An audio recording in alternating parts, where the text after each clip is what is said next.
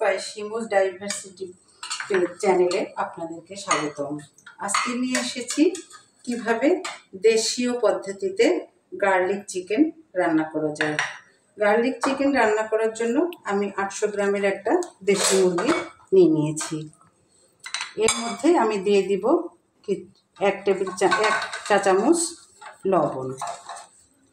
এরপরে দিয়ে দেব, যেহেতু গার্লিক চিকেন এই জন্য গার্লিকের পরিমাণটা একটু বেশি এবং আদার পরিমাণটা কম, আদা বাটা এবং রসুন বাটা।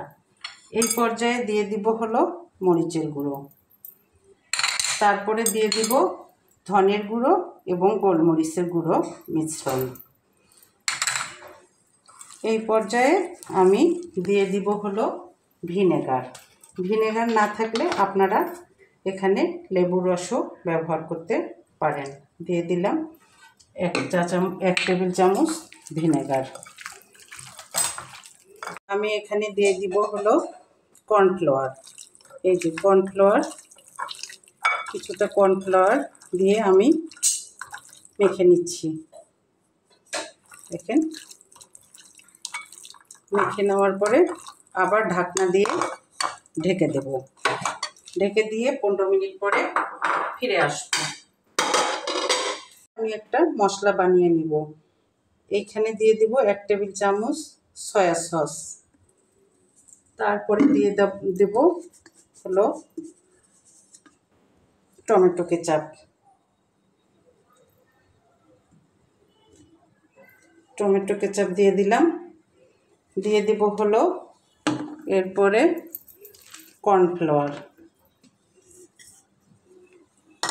এই কর্নফ্লাওয়ার দেওয়ার পরে এটা আমি নাড়তে থাকবো যাতে দলা পাকিয়ে না যায়। দেখেন, এইভাবে কর্নফ্লাওয়ারটা নাড়তে থাকবো। কর্নফ্লাওয়ার এই পর্যায়ে আমার মেশানো হয়ে গেলে আমি এক পর্যায়ে সাইড করে রেখে দেব। এরপরে আমি কড়াইয়ে ঢেলে দেব বেশ পরিমাণ মতো একটু তেল। এই তেলটা দেব হলো চিকেনগুলো ভাজার জন্য। এই যে আমার ম্যারিনেট করা চিকেনগুলো এখন আমি ভেজে নেব।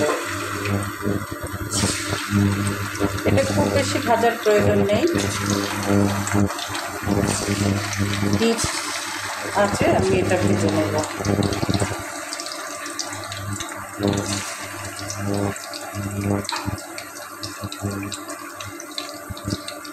এটা ভাজা হয়ে গেলে আমরা একটা পিঠ হয়ে গেলে আমরা উল্টায় দিয়ে অপর পিঠটা আবার এড়ে দেব। আমি একটা মুরগি সম্পূর্ণ একবারেই কড়াইয়ে বেশি তেল দিয়েছি, তাই একবারেই ভেজে নেব।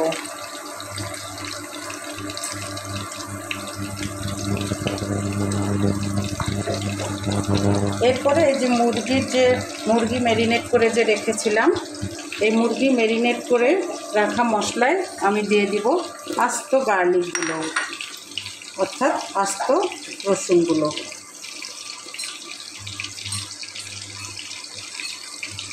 আস্ত রসুনগুলো কিছুক্ষণ আমি এভাবে ঢেকে রেখে দেব।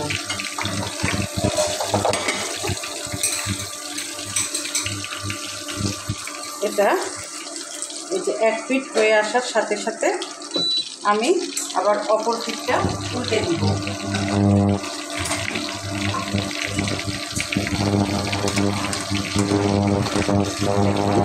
আমার এক পিঠ কিন্তু হয়ে আসছে প্রায়। যেহেতু আমি খুব বেশি ভাজবো না, এই পর্যায়ে আমি উল্টে অন্য পিঠটা ভাজতে থাকবো।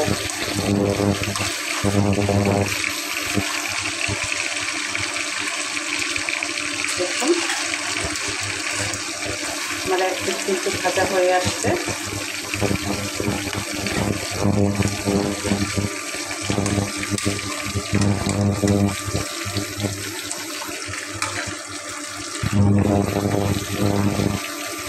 একটা করে আমি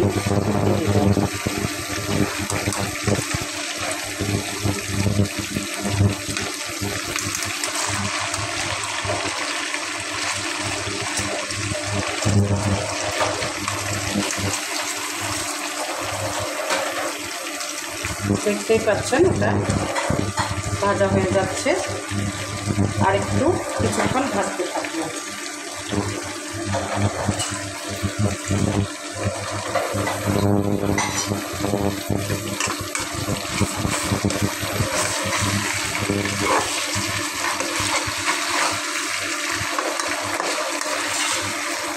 দেখেন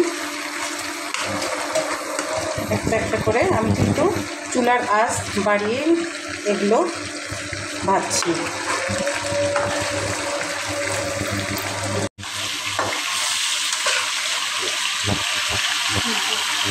আমার মুরগি ভাজা প্রায় শেষের দিকে। এই যে দেখেন আমার মুরগি ভাজা হয়ে গেছে। এখন আমি এগুলো উল্টায় পাল্টায় উঠে রাখবো। দেখেন গাইস,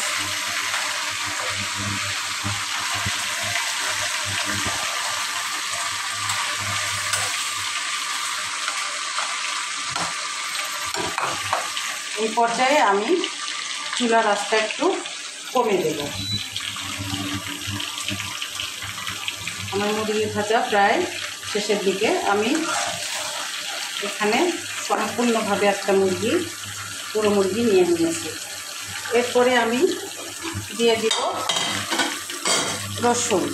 আস্ত রসুনগুলো আমি যেটা ম্যারিনেট করে রেখেছিলাম, এই রসুনগুলো আমি ভেজে নেব। দেখুন, যেহেতু আমাদের এটা গার্লিক রান্না, গার্লিক চিকেন, এই জন্য আমি এখানে, আপনারা কুচি করে কাটা রসুনও ব্যবহার করতে পারেন এখানে এই পর্যায়ে। কিন্তু আমি এই রসুনগুলো দেখতে, আস্ত রসুনগুলো দেখতে ভালো লাগবে, তাই আমি রসুনগুলো এই পর্যায়ে ভেজে নিচ্ছি এবং গোটা রসুন ব্যবহার করেছি। এটা দেখতে আরও সুন্দর লাগবে। এই পর্যায়ে দিয়ে দিব পেঁয়াজ কুচি। পেঁয়াজ কুচিটাও আমি এখানে কী করবো দেখেন, পেঁয়াজ কুচিটাও আমি এই পর্যায়ে এখানেই আমি ভাজতে থাকবো। রসুনের সাথে পেঁয়াজ কুচিটাও ভাজা হয়ে যাবে।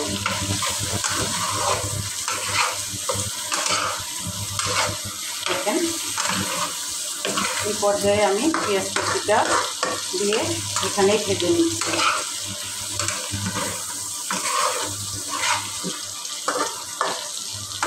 কিছুটা ভাজা হয়ে গেলে এরপরে আমি ঢেলে দেব হলো ওই যে পূর্বে থেকে বানিয়ে রাখা মশলাটা। এরপরে আমি রসুনগুলোতে এই যে আবার কিছুটা মরিচের গুঁড়া দিয়ে ভাজবো।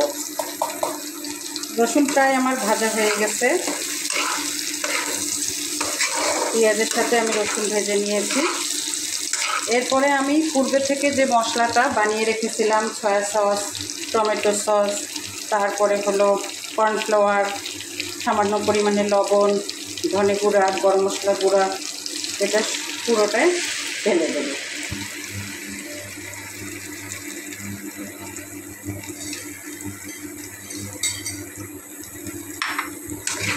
ঢেলে দিয়ে কিছুটা মাখতে থাকবো।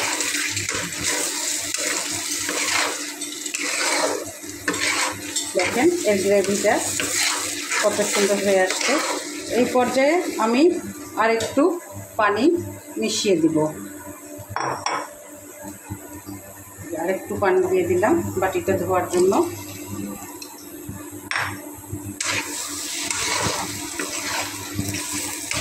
দেখুন গাইস কত সুন্দর গ্রেভি হয়ে আসছে।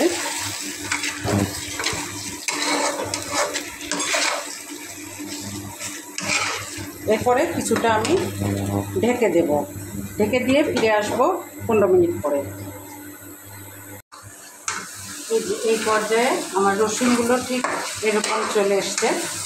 এর মধ্যে আমি একটু ফুড কালার ব্যবহার করেছি। দেখেন এই যে রান্নাটা। এরপরে আমি ঢেলে দিব মুরগি, পূর্বে থেকে ভেজে নেওয়া মুরগিটা। দেখেন গাইস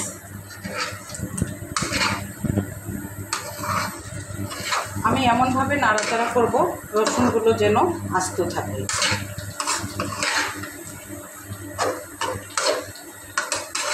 রসুনগুলো যেন আস্ত থাকে। এই পর্যায়ে আমি কিছুটা পানি দিয়ে কষতে থাকবো। কিছুটা পানি দিয়ে আমি কষতে থাকবো যাতে আর নাড়তে থাকবো যাতে হাঁড়িতে না লেগে যায়, এবং চুলোর আঁচটা আমি কিছুটা কমে দেব। ফিরে আসবো 15 মিনিট পরে। আসছি 15 মিনিট পরে। এই যে 15 মিনিট পরে আবার ফিরে আসলাম। দেখেন আমার রসুন এবং মুরগির কালারটা কেমন হয়েছে। এরপরে আমি স্বাদ আনার জন্য কয়েকটা কাঁচা লঙ্কা দিয়ে দিব। কাঁচা লঙ্কা অর্থাৎ কাঁচা মরিচ, যেটা কাঁচা মরিচ আমি দিয়ে দিলাম। এটা আপনারা আপনাদের পছন্দ মতো দিতেও পারেন, আবার নাও দিতে পারেন। এটা আপনারা চাটলে স্কিপ করেও যেতে পারেন। এরপরে আমি দিয়ে দিব টমেটো সস, আর একটু টমেটো সস দিব।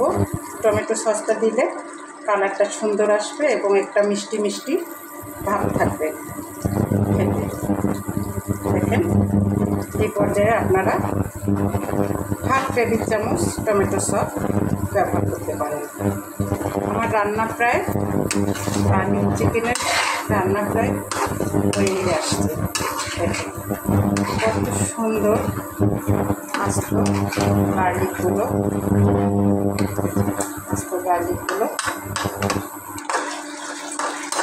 এই পর্যায়ে আমি কিছুটা নেড়ে চেড়ে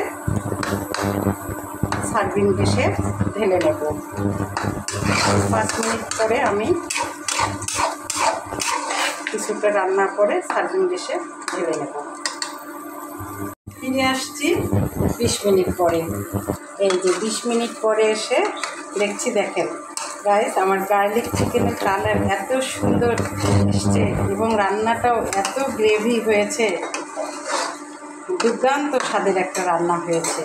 এরপরে আমি সার্ভিং ডিশে ঢেলে নিচ্ছি। চুলা বন্ধ করে দিচ্ছি। দেওয়ার পরে আমি সার্ভিং ডিশে ঢেলে পরিবেশন করব। দেখেন